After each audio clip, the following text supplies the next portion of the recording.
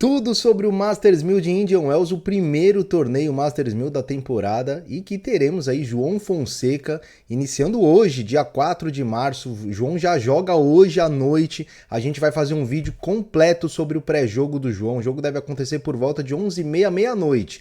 Então a gente está soltando esse vídeo agora às 14 horas de hoje. Então se você está vendo esse vídeo após as 14 horas, já na sequência já emenda aí o vídeo pré-jogo do João Fonseca, que vai pegar um adversário aí pouco conhecido e a gente vai falar bastante sobre esse jogo, mas o vídeo de hoje é para a gente falar sobre Indian Wells no geral. O que é esse torneio, curiosidades, vencedores. Então eu preciso muito aqui pedir a sua inscrição no canal. Aparece aí, Saidinho.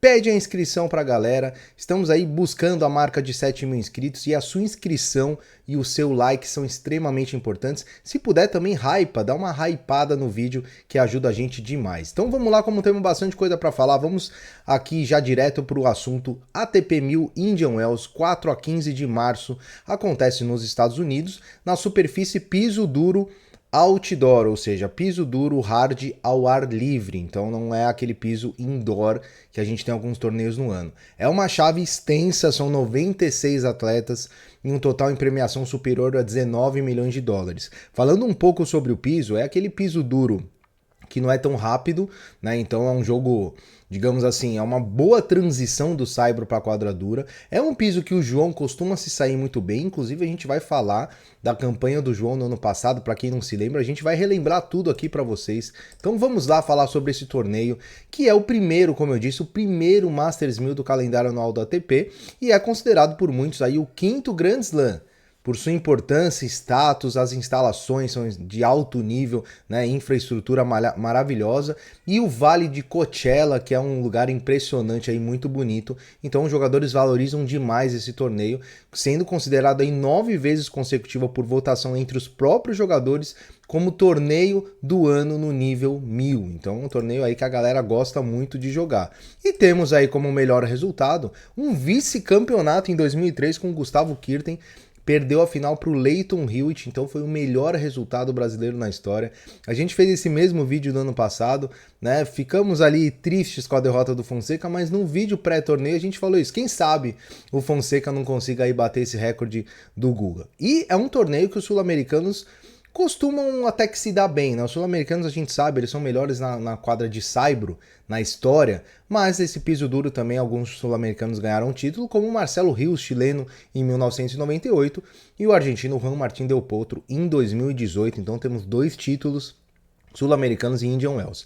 E Indian Wells também é conhecido por ter o segundo maior estádio de tênis do mundo, que é a principal quadra do complexo, com capacidade para 16.100 espectadores, é quase que um estádio de futebol aí, né? Uma quadra gigantesca aí em Indian Wells, e é considerado aí um sucesso absoluto de público, com mais de 250 mil espectadores. 250 mil espectadores passam ali ao longo das 2 semanas, então realmente é uma grande atração ali no tênis lá nos Estados Unidos. E os últimos campeões, Jack Draper, a gente conhece bem aí, ano passado acabou ganhando do João na segunda rodada, a gente vai passar aí para vocês o placar, para quem não se lembra.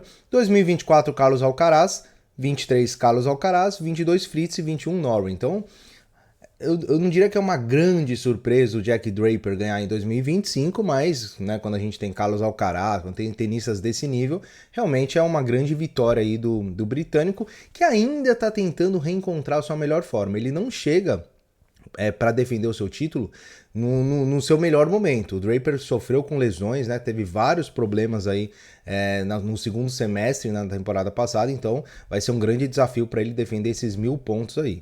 Maior campeão, não tem como ser outro, né? Novak Djokovic e Roger Federer, né? É as 2 lendas do tênis aí, cada um com 5 títulos. O Djoko ganhou ali 2008, 2011, 14, 15 e 16. E o Federer teve um tricampeonato, 4, 5 e 6, depois 2012 e 2017. Então você já vê o nível do torneio quando você tem esses caras aí como maiores campeões. E quem é que vai jogar esse ano? Cavalaria completa, né? Torneios Masters 1000 e torneios Grand Slam, a gente costuma não ter muita surpresa ali nos tenistas que vão jogar. A gente vê isso mais em ATP 250, ATP 500, né? Mais normal a gente ter uma chave reduzida, como foi no Rio Open, né? A gente comentou bastante aqui no ATP 500 com poucos nomes de peso. Não é o caso de Indian Wells, então todo mundo ali, Alcaraz, Sinner, Djokovic, Zverev, Musetti, De Minaur, Fritz, Shelton, então todos os cabeças de chave ali, inclusive alguns deles em um ótimo momento, como por exemplo o Félix Aliassime. Ele sempre costuma começar bem as temporadas e vai bem nessa gira aí, então é um cara, um nome pra gente prestar atenção. O Bublik, né, que desde o ano passado vem jogando muito bem. O Medvedev começou bem esse ano, né, então tá numa boa fase aí, também pode ser que faça uma boa exibição. Além do Mensik, Ruud. O Ruud é o que tá em pior fase aí. E o Fonseca entrando aí como ranking 35.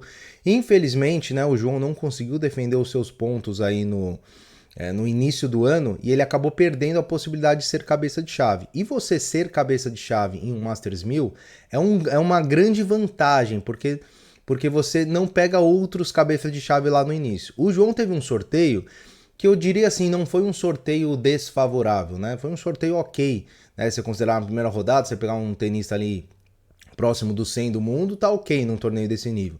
Mas a vantagem de ser cabeça de chave é que a sua chave ela fica melhor posicionada, digamos assim, em termos de ranking. Não foi o caso, esperamos aí que o João faça uma grande campanha esse ano. Ano passado ele foi para a segunda rodada. Aqui tem um detalhe importante em defesa de ponto, né? O João, você vê que ele estreou contra o Jacob Fernley, acabou ganhando de 2-1, 6-2, 1-6, 6-3.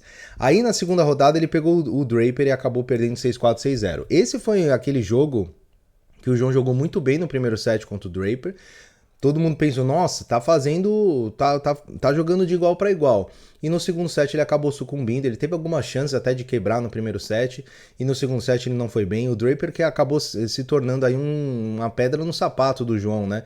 Pelo seu estilo de jogo, um canhoto, sacador e que varia demais o jogo, que defende muito, que são aqueles pontos que são complicados para o João enfrentar.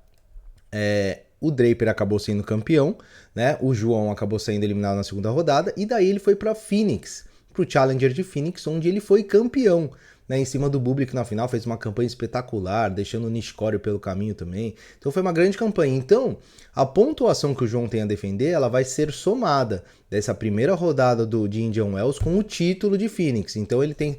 Eu preciso lembrar qual que é a pontuação, a gente até fala no próximo vídeo, mas é uma pontuação considerável, então a gente espera aí que o João faça uma boa campanha para que ele não caia mais no ranking, né? Ele começou aí como 24, 25 ali do ranking, já tá em 35, 35º, então a gente espera aí que o João consiga uma ótima campanha em Indian Wells e que tem uma boa fase. Ele ganhou o MGM Slam, que é um torneio de exibição, mas na quadra dura, no piso duro, que é, na minha opinião, onde o João se sai melhor.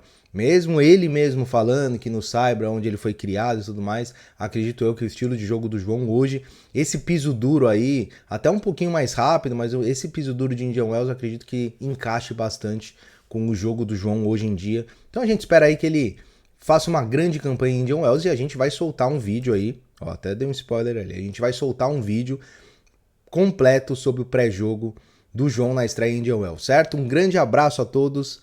Não esquece de deixar o hype, se inscrever no canal. A gente se vê no próximo vídeo. Um abraço e até mais.